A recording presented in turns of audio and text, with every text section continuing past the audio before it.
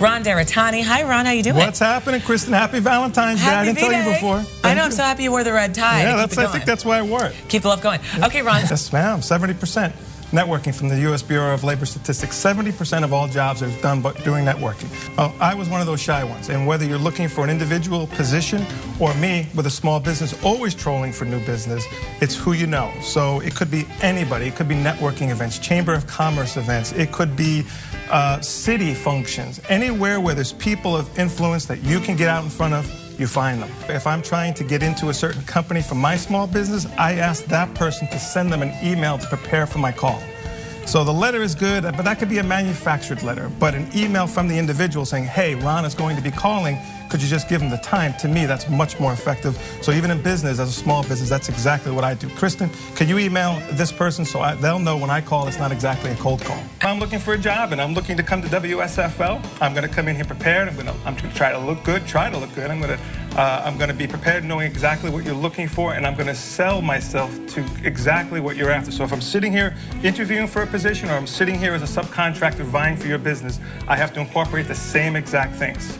If you're not prepared and I don't know what WSFL does, the target audience, the demographics, and I come in here and I vie to get a position and I don't know anything about WSFL, I'm out. Well, you know plenty, so you can stay. And I would say, though, from a jobs perspective, everything is about the job. If I'm feeling more secure in my company, that means I'm going to feel more comfortable spending money. If I spend more money, then businesses are making more money. If businesses are making more money, they need more people to support it. People to support it creates jobs. So these job reports that we're talking about here are very significant to the economy and provides hope to many people that are looking for a job.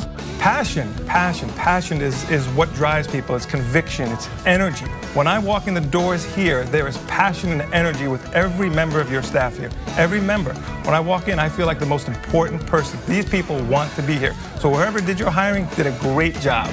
Well, yes, but in all fairness, you are actually the most important person we've ever had here. So really, it's... I appreciate it. Yeah, the Ron Daratany parade is That's Wednesday. True, and you're the leader of it. A good first impression is being a good listener. It's knowing what the company does. It's caring about what they do. It's having an energy. It's having a passion for what you do.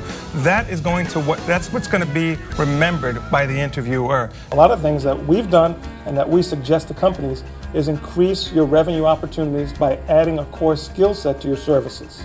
But one of the things I want to draw a parallel to is that business interviewing, vying for business opportunities, and personal interviews, people vying for a particular position, the parallels are exactly the same.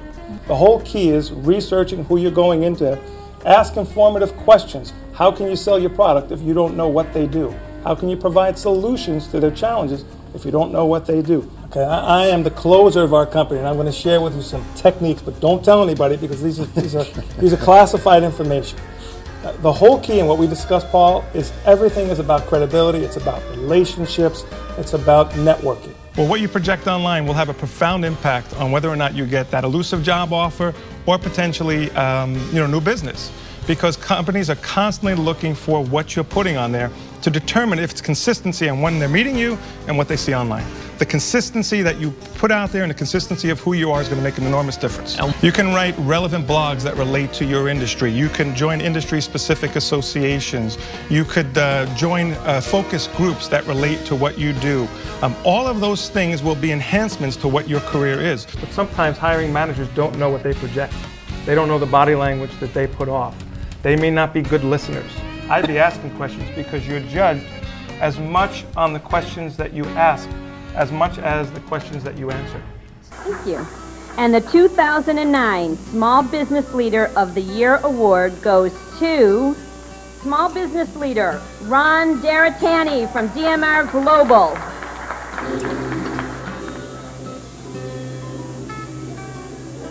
On my recruiting side of my business, companies hire us to find specific people from competitors. So if you work for a competitor and you don't have a college degree, it's okay. Make sure they know you work for the competitor to broadcast that right on the cover letter. Kristen, I'm looking to break into the television business.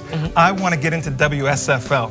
I worked for Channel 7, but if there's any way you can get me into those upcoming producers, Kelly and Mary, that I can speak with, even if you let me shake their hands as they're passing through the hallway, I want an informal meeting with them. Is at FIU, the Legal Studies Institute, we are going to be speaking there about professionalism in the workplace. So everything we're talking about here is relevant to people entering the workforce as well as people that have jobs currently. A lot of times their employers do look at the passages they write on there, and you may have a perception internally about how you want to be perceived, but online you may have a totally different perception that your people that you're working for look at, and it could hurt you somewhere down the road.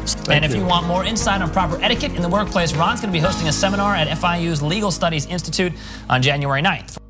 You have some good news for us, right? I got some good news. I'm going to rattle through these numbers and we'll get to the incentives. All right. Nation's unemployment rate in March, 9.7, remained steady from the previous month, but Florida, 12.3, record high. The economy gained 162,000 jobs in March, only the third time since 12 of 07. 15 million people unemployed, but down 607,000. An encouraging sign in this report is that the hardest hit areas have actually started adding jobs. Construction, manufacturing, retailing. Corporate earnings are up, housing sales are up, the economy is starting to turn. Because I don't want people just to come into our company and just, not care. I want to pay them. I'd rather take less money, give more to them, because the cost of replacing them is extraordinary. I think succession planning is key. When we hire somebody, we don't just hire them for that job. We hire them for 2 jobs later. Because if there's no light at the end of the tunnel, there's no reason for them to stay. I mean, there's a job for everyone, but generally people that are coming in want to grow within the company. If there's no succession planning and it's dead end, they may be finding another job elsewhere. This, you were just telling me, it was your 1-year anniversary of your first appearance on our show? Hey man, you stuck with me for a year. I'm happy to be here. 10 times. This is his 10th appearance. 1 year. We need to get you like a cake or... Where's the cake, man? How about a signed copy of the Rundown? I'll sign that for you. I appreciate it. Ron Daratany, always good to see you.